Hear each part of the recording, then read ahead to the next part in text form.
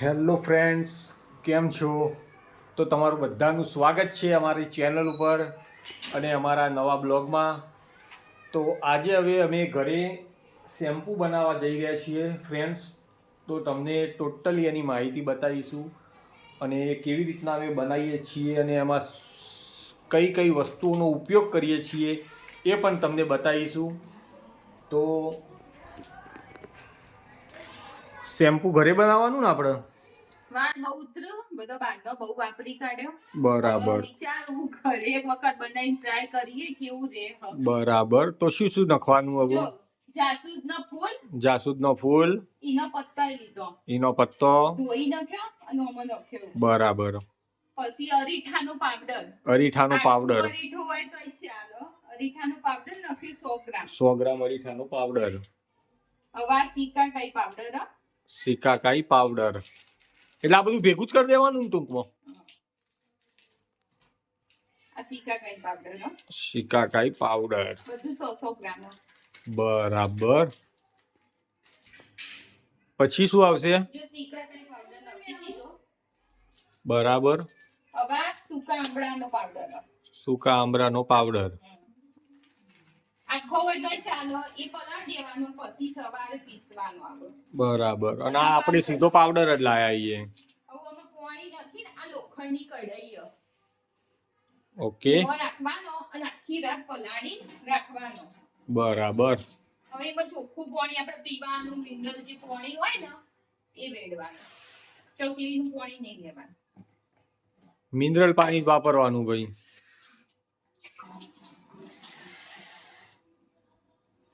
Mineral પાણીમાં જ આપણે પલાળી રાખીએ આખી રાત. આખી રાત રાખવાનું પલાળીને? કાલે પછી ઉકાળવાનું. બરાબર. આટલા પાણીમાં પલાળી નાખી, કાલ બીજું પાણી અંદર ઉમેરીશું. પછી કાલે તો આ અળસીના બીજ એરાય નાખીશું કાલે, અને મીઠા લીમડાના પાન નાખીશું.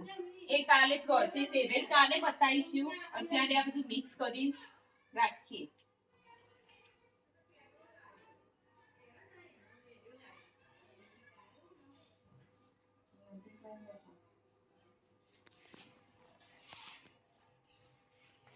જો ફ્રેન્ડ્સ, તો આ બધું પાણીમાં પલાળી દેવાનું. આપડા જે અને આખી રાત આને મૂકી રાખવાનું. એ અરીઠા પાવડર થી જ થાય. બરાબર.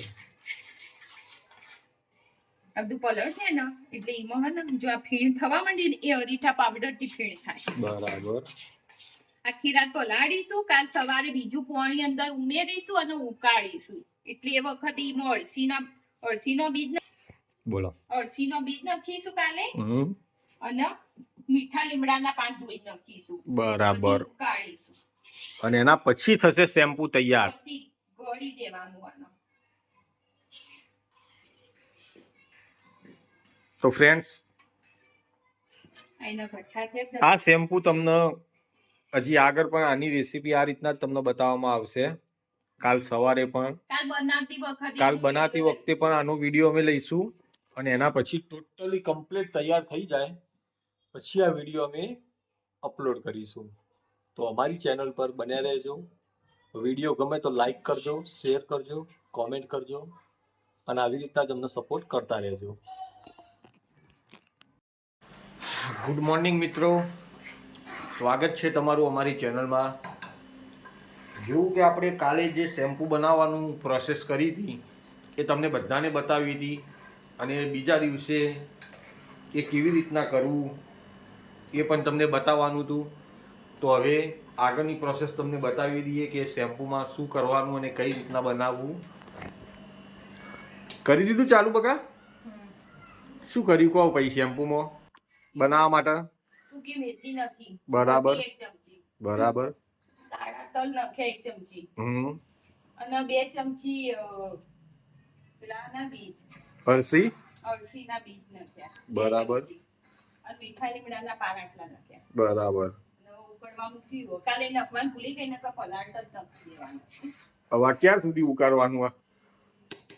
બસ 10-15 મિનિટ જેવું ઉકળશે ને પછી એને થોડું ઠંડુ થવા દેવાનું. કોટનનું કપડું હોય પતલું, એનાથી બધું ગળી કાઢવાનું. બરાબર. ફેણ થાય ને એટલે આપણું શેમ્પુ તૈયાર. આ અરીઠાથી આ ફેણ થાય.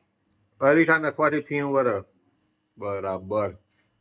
10-15 મિનિટ ઉકળવા દેવાનું, પછી ગળી દેવાનું, પછી બોટલમાં ભરી દેવાનું. જેટલું આપણે આટલી બોટલ વાપરવા જેટલું હોય ને એટલું જ બહાર રાખવાનું, બીજું બોટલ ભરી ફ્રીજમાં મૂકી દેવાનું, બહાર નહીં રાખવાનું. એટલે આપણું શેમ્પુ રેડી. પછી જોઈ લો મિત્રો, રેડી થાય પછી પણ તમને બતાવીશું કે શેમ્પુ કેવું છે, કેવું નહીં, કેવું બન્યું છે. જોઈ લો, બનાવનાર કારીગર અમારો. રસોઈ ચાલુ બનાવવાની. દાળ ભાત બફાઈ ગયા. હવે જેને સ્કૂલ જવાનું ને અમારે ગણપતિ આરતી ગયા કહો, હજી પેપર આજ ગણિતનું પેપર ને જ્યાં આરતીમાં ગણપતિ દાદાની. ગણપતિ દાદા પેપર હાલ જવાનું એટલે ભણ્યા વગર. મળીએ તાન ફ્રેન્ડ્સ. તૈયાર થઈ જાય બધું રેડી, પછી પાછા આપણે મળીએ વિડીયોમાં. બરાબર છે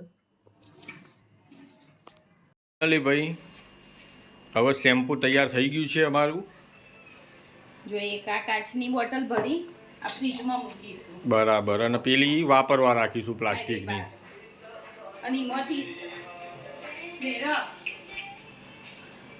અને આ ગળે ને કપડાથી છેલ્લે ગળે બધું કાઢી નાખ્યું, એટલે એનો જે ભૂકો ને પત્તો ને બધું નાખ્યું હતું ને એ બધું નીકળ્યું, એનું તડકો તપાડી દઈશું.